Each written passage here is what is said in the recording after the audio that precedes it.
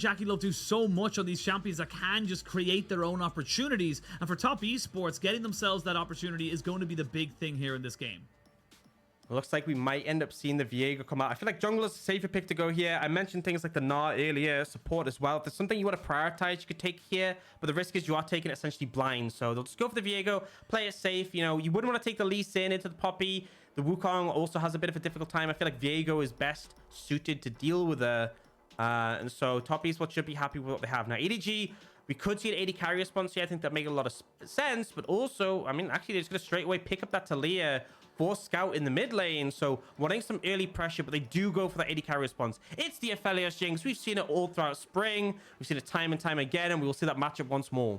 Yeah, and again, I think this is a nice little pickup as well, because they're saying, look, we don't have a big priority on the supports right now. We know there's a big priority in mid laners, and I quite like the Taliyah Poppy combination. We've seen it a couple of times with some of our top teams, just getting that extra little bit of, you know, kind of setup, if you will, because oh, just a Poppy, don't be near walls, but Taliyah can create her own walls, and you can't really, you know, put yourself in a position where you're going to be caught out, because the burst available to that combination is absolutely huge. Now, top esports, they were hovering the gameplay, they're going to ban it away themselves as they start to work through the last few bans of this phase. Yeah, and I kind of just want to talk a bit about the Ahri, because like when you see Poppy, Taliyah, it's very hard to play dash champions into that, but the Ahri has so many dashes and a decent amount of range. You actually play around the entire area that is available to them. You know, the Unraveled Earth can come down, and if you're not in it, you can reposition around it. So it kind of makes sense there, but does mean that champions with dashes are going to have a rough time in team fights against EDG if they get up close and personal. Now, go to the bans. Top lane is being the target here. Support not really touched. GP and Gnar off the table.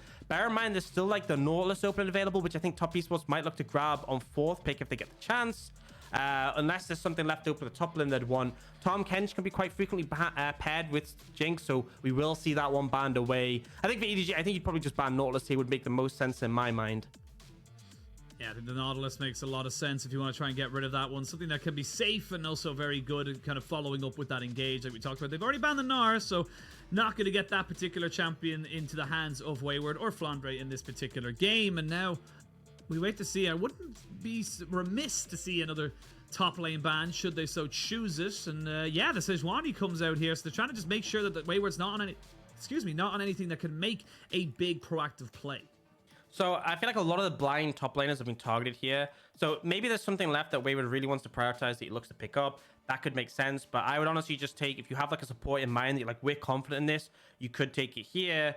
I mean, the potential is you just leave it and then you see what EDG take and counter. But I think with Nautilus open, you know, why wouldn't you take it? He is like the premier melee support right now in terms of like finding those engages. And now for EDG, they have to decide what they're doing as the blind top laner and also what they're doing as the support. In terms of support options, they could take something like the Braum to try and mitigate some of the pressure. I feel like Enchanters would be rough into the Nautilus. They could even go for something like, you have to see the Leona traded off, but I feel like it doesn't fit as well with the Jinx. So it may just be the Braum as a lock-in. Yeah, it gives you good disengage as well against something like the Nautilus and, of course, the Viego, who'll be jumping down onto your face. Get cussive blows in the early stages you have to respect as well. And for EDG, you got to try and blind your top side. So what are you going to try and take up into this one? Flandre has not been exceptional so far this split, but definitely has been able to kind of keep up with the rest of the top lane pack as we wait to see now what he feels comfortable taking into Wayward. And honestly, the Vladimir was something we've seen consistently banned against EDG. It could just be a pick, and yes, here we go. It was picked so often against this team. They finally get it, and there's very few counters now left into it for top esports. But I'm going to say, like, it feels like a very inactive laner. Vlad really doesn't apply too much pressure. There's certain matchups he can really flourish in, but I feel like Wayward has free pick to take what he wants here. The thought process from EDG must be, look, we banned so many top laners. I don't think there's anything we're worried about for the Vlad, but hopefully Wayward has something in his pocket. Even Hovered the Kale to think, you know, you could free scale into Vlad, but it looks like he might be leaning towards the Aatrox here, and he will lock that in. So some powerful team fight threat. If you can get on top of the backline, obviously you can do a ton of healing. And, you know, I feel like Vlad isn't going to have too much trouble in this lane, but obviously he will be kind of at the whim of Wayward. Wayward is going to be able to dictate the wave state, use the AoE he has on his abilities, whereas Vlad isn't really offering too much pressure to like that point where he's level 9 and he has that Q maxed. Yeah, absolutely agree. And I think that's the big thing now is that we're looking at to see what this Vladimir can do. You've picked it now. Haven't really seen a lot of, kind of gameplay coming from it. We have seen, I think Flandre has played it twice with 100% win rate, so definitely something to be kind of feared in going into this matchup. But right now, I feel like Top Esports have got everything they generally always want, and right away, I'm always going to look towards what level 1 they're going to set themselves up for. Yeah, I'm hoping they come out with a strategy. The only concern is you're against a Braum. Braum level 1 is painful, as is a Taliyah. Taliyah is so scary level 1. The fact that, you know, you can just launch out a barrage of rocks at your opponent. So maybe we see a bit more caution thrown to the window that one, but I guess we'll get the information coming out. Ultimately, I think Top Esports is a composition that seems a bit more standard from what we'd expect in the current meta. You know, they have decent engage options between them. There's some strong backline threats. They have the Aphelios, who if you can get up close can deal a lot of damage. But I think what makes it difficult in team fights is there's so much disruption on the side of EDG. There's so much zone control. If you're trying to like make a Nautilus engage and there's the Taliyah stones in the way, there's the Poppy in the way, there's a Braum in the way, it does make it very hard. So if Viper gets fed here, Viper gets strong, that may well just be the win con for the side of EDG. Yeah, it might just be. We'll have to wait and see, but we are no longer got any more theories. It is Star Guardian weekend as we jump onto the Rift for Game 1 of our match of the week. Our world champions EDG going up against the spring finalists in Top Esports. A win is huge for Top Esports. It separates themselves alongside V5 and JackeyLove at 9 wins at the top of the standings. And for EDG, it would bridge that gap. You would go up to 7, only 1 game behind Top Esports. It cannot be overstated how important positioning is in the LPL. It can make all the difference, getting that opportunity to not get eliminated. So many times we've seen teams get knocked down into the losers bracket, come back to win the tournament, and then go on to even win internationals. So very, very vital that you get as close to that top 4 as possible and try and make your way in. Now, EDG fishing around level 1, trying to get some information. Looks like no strategy comes out from Top Esports. I think it makes sense. I think level 1 is risky here with the champions on the other side. And we actually get a pause. Coming through. And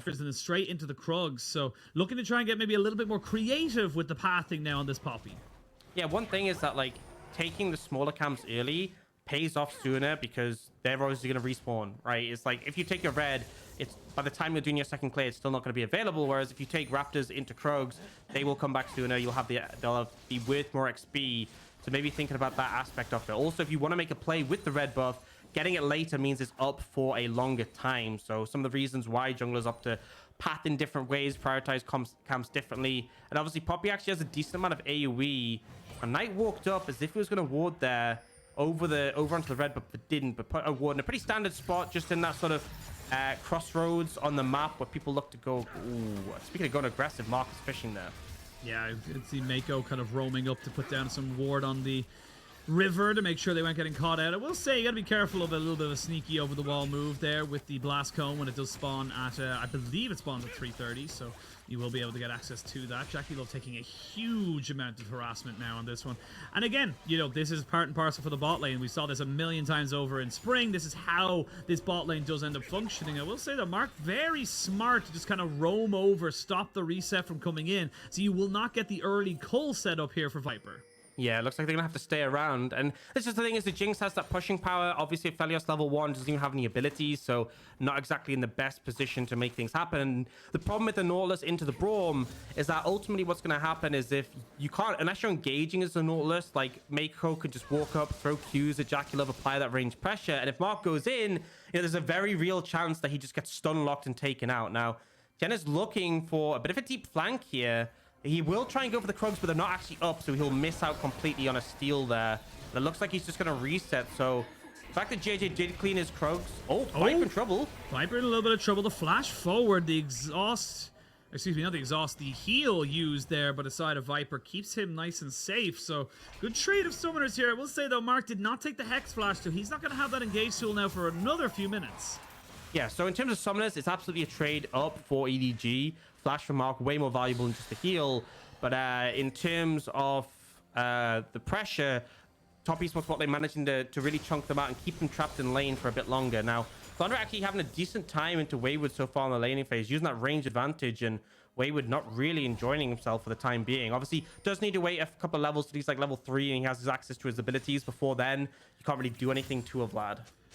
Yeah, and I will say with the Sanguine Pool basically up for every real time you're going for the Infernal Chains, there's not really much kill pressure at all available for Wayward unless you do have a massive mess up here from Flandre. He does have the Ghost, and this is kind of part and parcel for the Vladimir. We talked about the burst available to him with the transfusion. He's able to get himself off with a lot of damage, and all he wants to do is put himself into a position where he's in between multiple members. If his Q is getting off multiple, or excuse me, his W is getting off multiple different targets at the same time, that's when this pick starts to really start to look and feel broken compared to most others. But it's going to be a little while before we get to that point. The dragon is going to be just scouted out here by Mark, who has to just back away because the Cloud Drake, sadly enough for anyone support or anyone who knows, it does a hell of a lot of damage at the early stages. You can't really solo it. It's very, very powerful.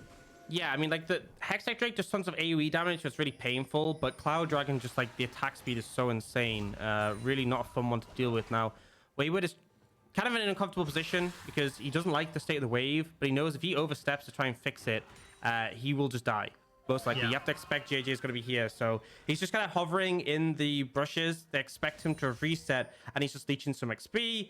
And he's now trying to take the window to at least like push it in a bit, but yeah, not the best scenario for him. But at the other side of the map, Top Esports go for the dragon in return. Maybe the dragon started up here. Meiko and Viper roaming up as they try and maybe see if there's something available to them, but with a smite from Tian, that's an easy secure. So Top Esports getting the first dragon of the game. It is only a Cloud Drake, so it's not going to be that significant in the grand scheme of things, but starts them on their righteous path towards that soul and gets them set up in a nice little setup here as well. As we see the solo laners now recognizing that they have pressure in mid and top, so they're going to be able to secure these scuttle. And honestly, the Vlad is still keeping this this kind of, you know, freeze going right now as Wayward's kind of trying to figure out where he wants to go and how he's going to influence the map. Yeah, eventually it should bounce back. I think that's what Wayward is basically waiting for. So he might fall a little bit down in CS as a result of the freeze, but he's not dying, which is a big thing, honestly. A lot of top laners do end up dying in this position, and he's obviously moved with his jungler to secure the scuttle, used the Scryer's bloom through the enemy jungle. So information given, and hopefully he'll be able to find a situation where the wave bounce back or he's able to crash it in and he can get a reset off. And let's talk about Top Esports as well, because this is a roster that kind of exploded onto the scene once Knight joined it off in 2019. They weren't able to make it to Worlds that year. They were knocked out by IG in the regional gauntlet. But then you look at 2020, huge year, back-to-back finals. They lost in spring, but they won in summer. And then 2020 Worlds was a little bit of a disappointment, I think, for all of us. I think a lot of us were expecting a lot more from them. We still had a Chinese team in the finals in Suning, but we all expected it to be Top Esports. And it felt like this team, yes, built around Knight. A lot of people not quite sure who and where Knight comes from because he hasn't really been able to show himself on the international stage. I think that's a big thing. He's like the domestic hero of the LPL. It feels like someone who's always been such a threat, such a force to be reckoned with. But whereas we have like RNG going off to internationals, EDG, IIG, FPX have their world's titles. Not the same for Top Esports, but still, I feel like now with the form and the split, the fact that they took RNG to 5 games in spring, this could be their year. This could be their opportunity. Now, we do see a plate dropping down bot. JackeyLove and Mark are going to check in their own jungle to defend away and try and stop Jiejie having his way, but Tian is just focused on these neutral objectives. Got that dragon, has moved over towards his herald, and Wayward now feel more comfortable. Now he's picked up a Hex Drinker, actually forcing the ult from Flandre.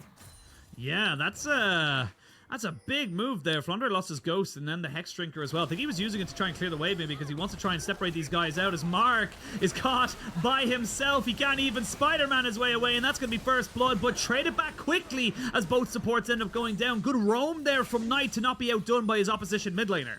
Yeah, good response. The fact that you got to bear in mind, EDG brought 2 extra members there to the bot lane, whereas Top Esports only need Knight, so it's a 1-for-1 trade, and in return, they obviously get the Herald. You see the top side, Tian taking this opportunity to steal away some camps in the enemy jungle as well, so big win for Top Esports. I have to say, though, that felt so unfair for Mark, the fact that Jiejie, I actually really like this play, despite the fact it didn't work out overall for them, but Jiejie is just like, oh, it's 2 people to dive? No, we're just going to take the freebie. And then, like, this is the thing with the Nautilus, you know, you have the steadfast presence from the Poppy, you have the unraveled earth.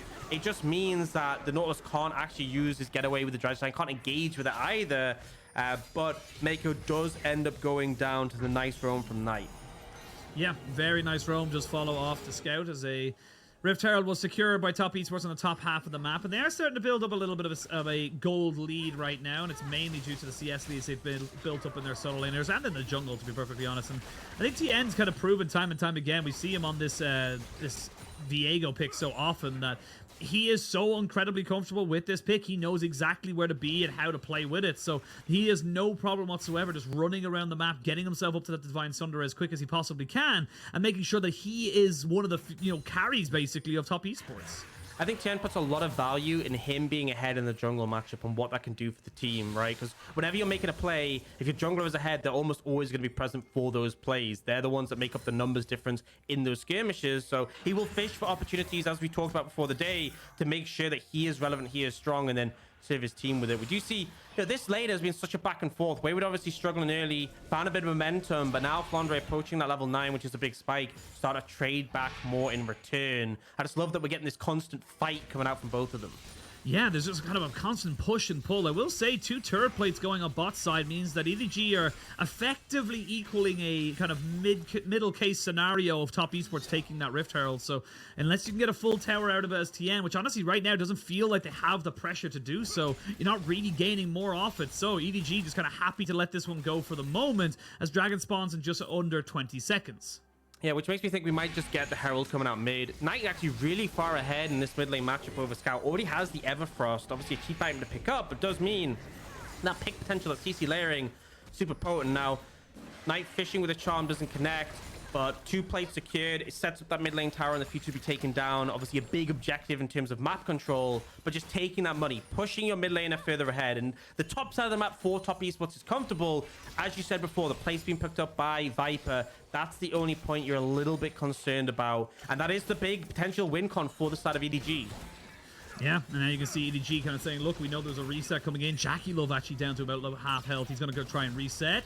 Ooh, not quite able to hit the Mega Death Rocket, but Jiejie is already in the vicinity, so they might like to try and take this turret all together. They haven't started up the Dragon just yet, and honestly, I think this is just kind of a trade of sides right now. Top Esports saying our top half of the map is where we are strongest, and on the opposite, EDG saying, look, it's all about Viper, it's all about this Jinx getting the carries as far ahead as you possibly can.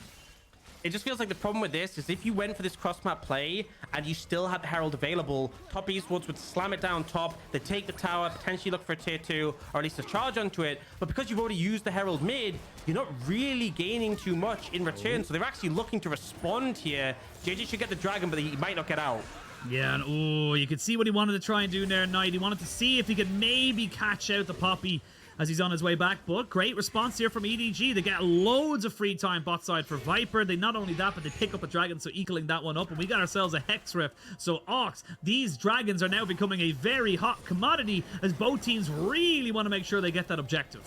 Yeah, Hex Dragon's really powerful. I like the ability haste and the attack speed, pretty strong for people across the board. Now, at least Top Esports, because they forced them away, should be able to respond with some plates here, try and get some gold in return for JackeyLove, but EDG, they don't look like they're just going to give it up for free, although that being said, I think they will.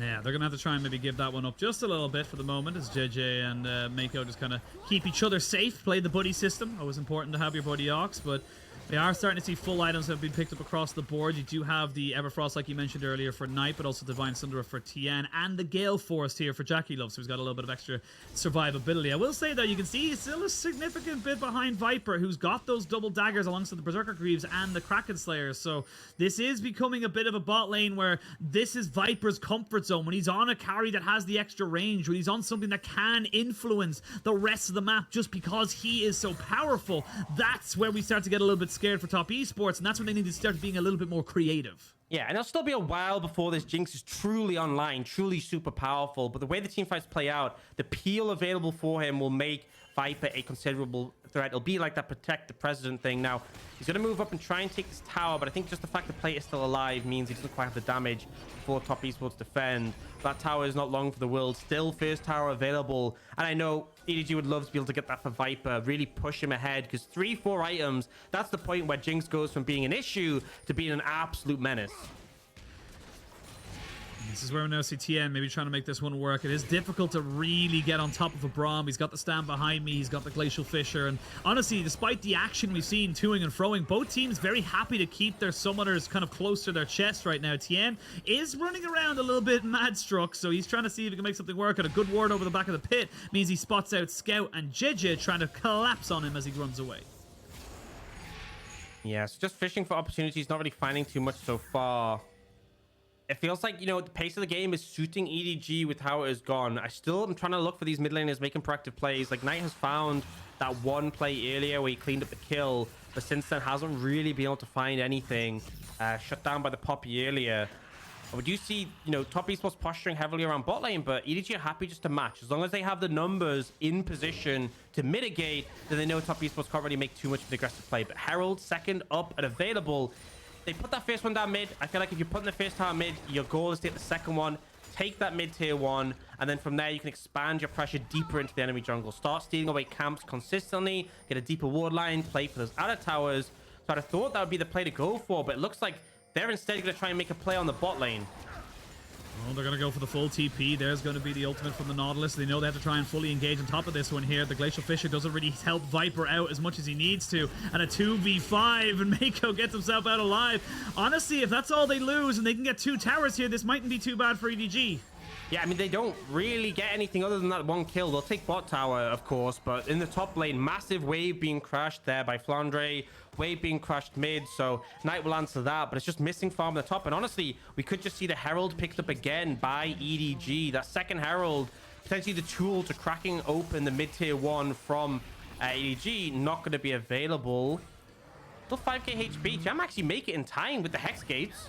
Yeah, he still has the Heartbreaker and the Flash. And again, you're a Poppy. You don't exactly take this objective quickly, but I think he now knows not really in position to try and contest this. Smite comes out, they collect it, and with a steadfast presence back in the pocket, Jiejie picks up that secured objective. So it is still a kill and a tower to the side of top esports, and that's still good because you actually haven't lost anything as of yet from the side of EDG. Or sorry, side of top esports.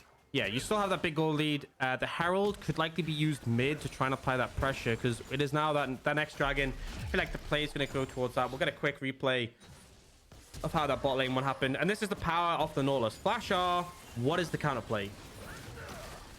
I don't know. That's why you're the color caster, and I'm just sitting here. I will say for Viper, rhetorical. Yeah. There is no counterplay. Okay, but I will say for Viper, he didn't lose his flash or his heal, so he does have this for the next particular flights. You will have the Glacial Fissure coming up as well very, very shortly. So you still have a good team fight available to you, and nearly a full rapid fire cannon coming out here for Viper as well. So with that Rift Herald popping down into mid, like you said, they're going to use it to try and crack this open and get themselves a pressure point.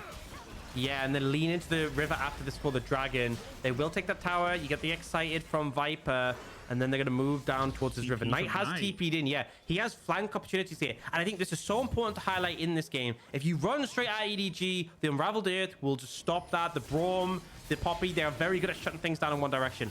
Flanks can be so potent. You can see EDG cautious about approaching here. Yeah, and they're so cautious. In fact, they're going to let it go. They're actually going to put down a Reaver's Wall because they want a tier 2 in mid, and I really like this play from EDG. Again, this isn't big fighting moments just yet, but both sides waiting to try and make something happen.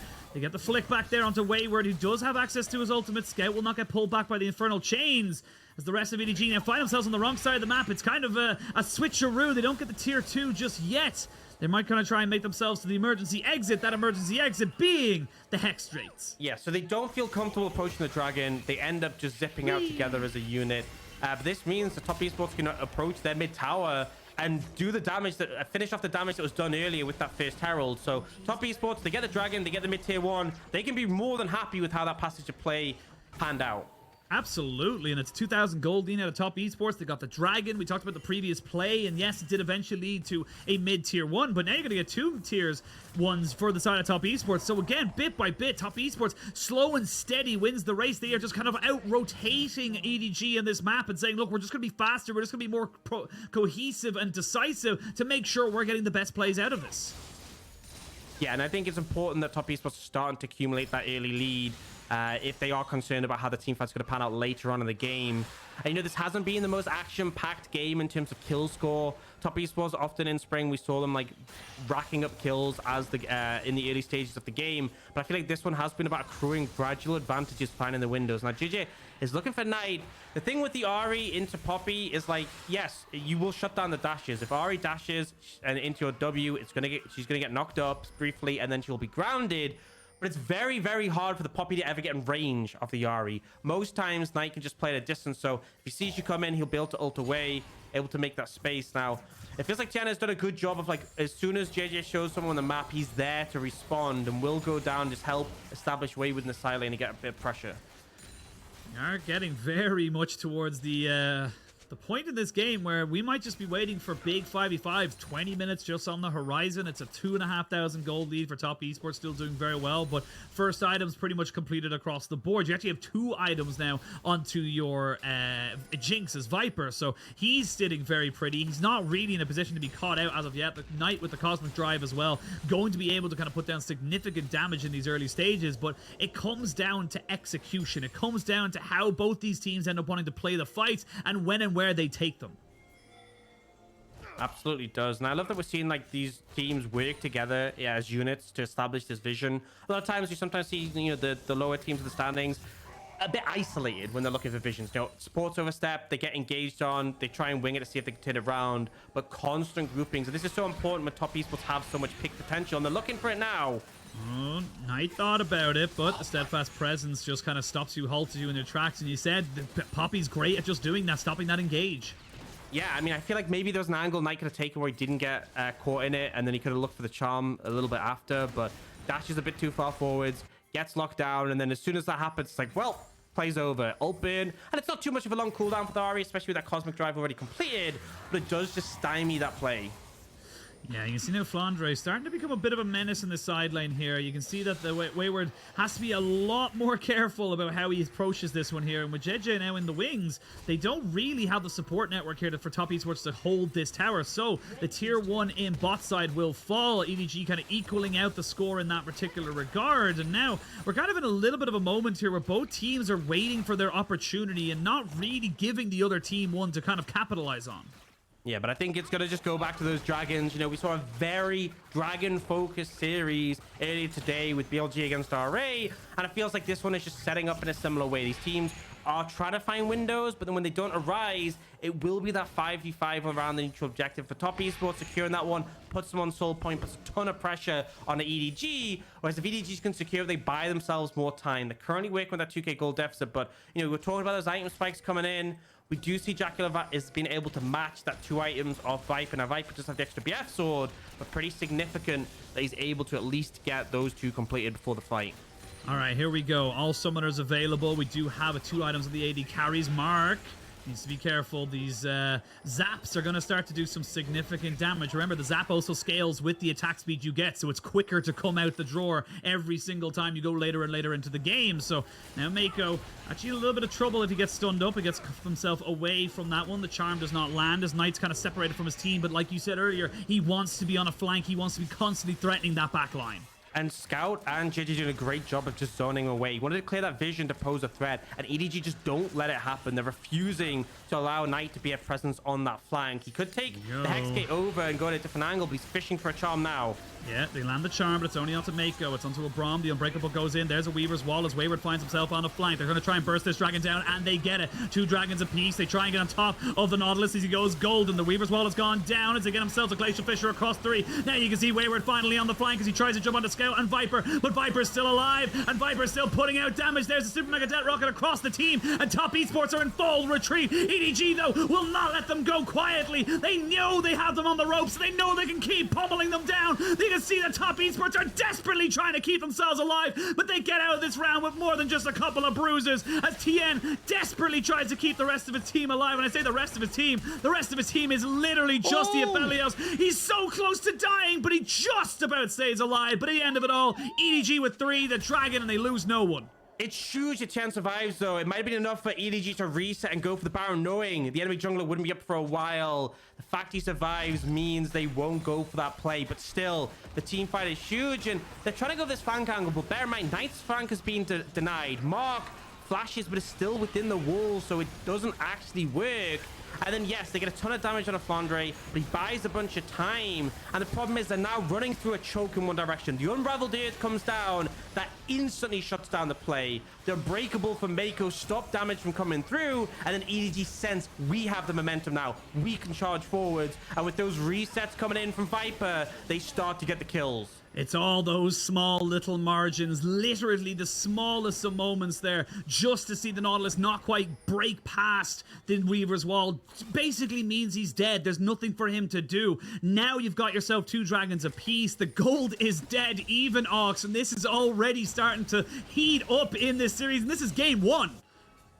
Yeah, and I feel like now that EDG, you know, there was that early advantage for top esports. They've stopped the dragon scaling. They've got to themselves. They've managed to equalize in terms of gold. They've bought space. They've bought time. And they should feel far more comfortable in this game. Whereas top esports, they might be forced to start fishing for picks. They feel worried about how team fights are going to play out later on. That would be the strategy now. They try and catch Jiejie, but won't be able to connect. And Tian, I mean, what can you do against a Vladimir with the pool? I mean, that's the thing. You saw Flandre go in, and he's like, oh my god, he's so squishy, we can kill him. But Zhonya's into Sanguine Pool, and the Sanguine Pool means you can't even slow him or stop him from retreating. He immediately gets the phase rush off and runs back to the safety where he can start to sustain himself back. So we'll see the Super Mega Det Rocket come out just to scout out around this Baron, but they know now it's not being taken off. So EDG, they got a bit of momentum, but now they need to re-establish themselves on the map. They don't really have any control over their own sides of the jungle, and they need to try to bring that back into alignment. Yeah, I think that's the main thing, is that they just want to stop the Baron being a point of contention, because top esports would absolutely love to force around that bait, set up picks. They have a lot of tools to set up those picks, so we'll see them walking together to try and check it out, using tools. Things like the Jinx rocket are fantastic options to try and scout out whether the Baron started. You can see they start to look to contest some of that vision now that the resets have come through. Meiko and Jiejie working together. Both of them hard targets to pick as well, right? Meiko has the dash from his W, the Unbreakable to soak damage. Poppy's exceptionally tanky, and also obviously has that ability to give herself movement speed with the W. So they'll clear up some of the vision. There's still a lot maintained by top esports, but there's that blue ward at the back of the pit that Chance should just clear now. And it's going to be just a bit more posturing, but I think top esports know they can't really start up this Baron. The next objective is going to be that dragon in minute 30. Yeah, you don't want to be using all these beautiful ammo from the red and white gun here on the side of the Aphelios onto a Baron. You want to try and use it into a team fight, but with a minute 20 till dragon spawns, Scout's gone with a cleanse and a teleport. You do not have flash for Jiejie just yet, or Flandre, but they should have all summoners for them available once this dragon fight does actually happen. Same for the side of top esports. And now this is where you start to get into the soul point. This is where the game gets a little bit crazy. Speaking of crazy, Viper's just reset and picked himself up a Infinity Edge. This Jinx is online and will start to punish the side of top esports for overstaying. Yeah, and there isn't that much armor on the side of top esports. You know, there's a Dead Man's Play from Tian, sure, and there's like a chain vest from Wayward, but a lot of Merc treads coming through does mean that Viper's going to be doing a significant amount of damage at this point. If he starts to get momentum, he will just take over, and that is basically going to be the win con on this next fight. It's not a guarantee that if this happens, they win the fight, but top esports need to kill Viper to give themselves the best chance. Knight going to throw out a charm, but you can see EDG very well aware that this was going to be an option available to them. All flashes now coming back up. Scout swapped over from his teleport to a ghost, so he's going to have a little bit of extra movement speed. We're coming back into this one now. Flash for Viper still not available, nor is it for JackeyLove, and this is where the fights get a little bit more tenuous. You'd love to wait about another 20 or 30 seconds because Wayward, Knight, and JackeyLove don't have the summoners. They want to try and delay this for as long as possible. Yeah, I want to make sure those are up and available. Wayward once again fishing for a flank. You can see, look at Scout on the other side. Look at that vision control from EDG. They know the biggest threat is those flanks, and if Knight goes over that wall, oh, he's going to have a bad time. Yeah, he's going to walk straight into the Taliyah. Wayward's still in the pit, though. As you can see, it's kind of a 4v4 right now. The mid laner's off to the side, kind of staged right, not participating in this particular scene just yet. They're right beside each other, and they don't know it. Now they're going to try and maybe look for the Weaver as well, and they've completely separated them out. It's now 2 as Flandre secures the dragon. Tian has the Heartbreaker over the wall, but the Hemo Plague is popped, and that means he goes down. Now JackeyLove trying to run away with Mark in tow. Knight still sitting off to the side, but he's not really found an opportunity to make this one work. JackeyLove gets flicked back, and Flandre finds himself 2. They can turn for the big purple worm, and EDG are taking control. Absolutely took control of that one. The flank coverage so good, and Top Esports just can't figure out this puzzle, how to approach the fights, how to get access to the back line, and so they end up basically doing nothing. The dragon gets flipped, Flandre secures it, Tian goes down, and now they can look towards the Baron. I'm not even sure if a contest comes through. Tian won't be alive. The solo lane is alive or nowhere near. This should just be Baron picked up for EDG. And what a performance from them so far. Oh, absolutely. Night and day, to be perfectly honest, from the side of the EDG, the summer champions from 2021, the world champions. But this is just fantastic from Scout. Kind of says, cool, actually touches the charm as well, and just completely separates the damage dealers. Yeah, their wall's so good here. It just means Mark and JackeyLove can't do anything. If Knight wants to go in, he has to commit his ult. And so Wayward, the flank just isn't really an option. And then they start to chase them down. And it's kind of that point where EDG do all the homework, they do the planning, they deny the flanks, and then the second they get an advantage in the team fight, they'll just charge. They'll just go, okay, we know we've won, let's start hunting down any kills we can get. And now, the goal lead isn't that significant at this point, but they have the Baron in hands to try and expand that. Yep, top wave pushing in their favor as well. They're going to need the push in mid lane, and we talked about this right at the start of our segment for this matchup. Against Top Esports, if you fail to prepare, then prepare to fail, because these teams, you cannot just go in haphazardly. You cannot go in without a full set-up plan, and it's exactly what EDG's been doing every single time. They've said, no, we're not fighting at this point. We're going to let them take this. We're going to let them take that, but slowly but surely, they're just taking over the game. Yeah, and they're using this big wave on the top side. They weren't quite able to clear out all the vision in the red side jungle they'd like to, because they were setting up for a pick. But now threatening this tier 2 tower. And it looks like Top Esports just can't really do anything to defend it now. There isn't enough of a wave to go any further, I would think. Ooh, nice. Flashes away from the Hemo Plague as JackeyLove tries to keep himself alive. The Weaver's Wall going to be used to try and break open this turret, and that's exactly what it's going to do. Wayward was split pushing in the bot side, but he wasn't really. He's an Aatrox. He's not going to be exactly the greatest of split pushers. Now Scout flashes over a wall as Tian was looking for him. The Unbreakable has come up from Meiko. As you can see now, EDG, they're on a bit of a return. They don't really want to try and take a fight just here right now. Never mind. Flandre jumping on the JackeyLove, and this Vladimir is huge right now. The Glacial Fish is going to force everything from JackeyLove, but a good Moonlight Vigil is going to be eaten up by the Braum. He's used everything just to try and keep himself alive as Viper picks up 2. EDG just massive in these team fights, and this Vladimir is ridiculous. It feels like as soon as EDG sense an advantage, they just go all in. I thought, they'd get 2 towers top lane, they take 3 in the inhib, and they're looking for more. They're looking for more. Nexus turret number 1 going to be falling down. You still have Knight and JackeyLove. You can still make this one work. They actually get the Keeper's Verdict on the Tian, and now JackeyLove, we talked about how he used everything, and now he has nothing left. Smashed into the wall. It's a delayed quadra kill, but that's going to be the kill. That's going to be the game, and that's going to be game 1 of this series going over to EDG. What a performance from EDG. I mean, it wasn't the fastest paced game, but as soon as EDG sensed the advantage, they completely took over. And for the side of Top Esports, it didn't feel like they had a look in, right? They got that one contract player on the bot side. They got a bit of gold lead. But man, like the control, the team fighting, the thing we highlighted, it's like they have a perfect understanding of exactly what they need to do, exactly what the enemy team will try to do. And the fact that they just didn't let Knight find a flank made all the difference. You can completely reimagine those fights. If there's an Ahri coming behind you, an Aatrox from another direction, all those tools, the Unravel the Earth, the Unbreakable, are one directional, right? They can't function all the way around. And so just fantastic play to ensure that their tools were best suited to the scenario and that Top Esports could do nothing. Honestly, I feel like the big winner of this is, or not the big winner, the big kind of like shouting point from this is the Taliyah. The Taliyah walls, the Weaver's Wall. We can see why so many of our top teams are very highly prizing this pick right now, because it just creates divisions, it creates new battlefields, it creates ways of you setting up for a fight that just weren't possible before. You think of the Ahri and how much freedom she has to run around and get herself into new positions, but with a Reaver's Wall there, meaning you have to use the Spirit Rush to immediately try get past that to set up yourself up, you're already down a charge. And I think that Taliyah, specifically on Scout today, has just been exceptional. I'm really excited to see what more people do with this, because it just looks broken. Yeah, I mean, it looks so good. I mean, the control element, massive. And I feel like it just really stopped anything, any of their attempts coming out from top esports. I think to note is like the Jinx Aphelios matchup. Fundamentally, the way it plays out is, you know, the range from Jinx is her advantage for Aphelios. It's the big ultimate power. It's the fact that you can do so much DPS up close. The whole plan from EDG was to never let top esports get close, keep them at bay constantly. And that was kind of just a masterclass in execution on what their team wanted to do. You know, yeah, shit, there was that gold lead for the side of top esports, but the game always felt in arm's reach of EDG. And as soon as it hit that point where EDG got the advantage, it just completely went out of control. Yeah, and I think the big thing as well to say from the side of EDG was that first, second dragon. It stopped the stacking from top esports. It means they didn't have to panic. They didn't have to go towards that third one of the game and say, look, we have to fight you here. It's now or never. Excuse me. And now we're looking at a team that, honestly, this is so much better from the side of EDG. We've been having massive questions about this team coming into the split, and they just performed.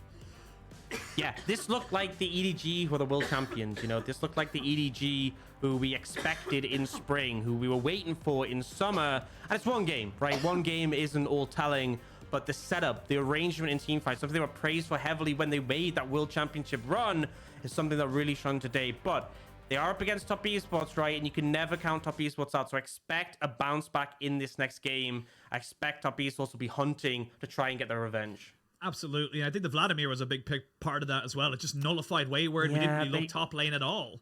They didn't have an answer. I feel like the Aatrox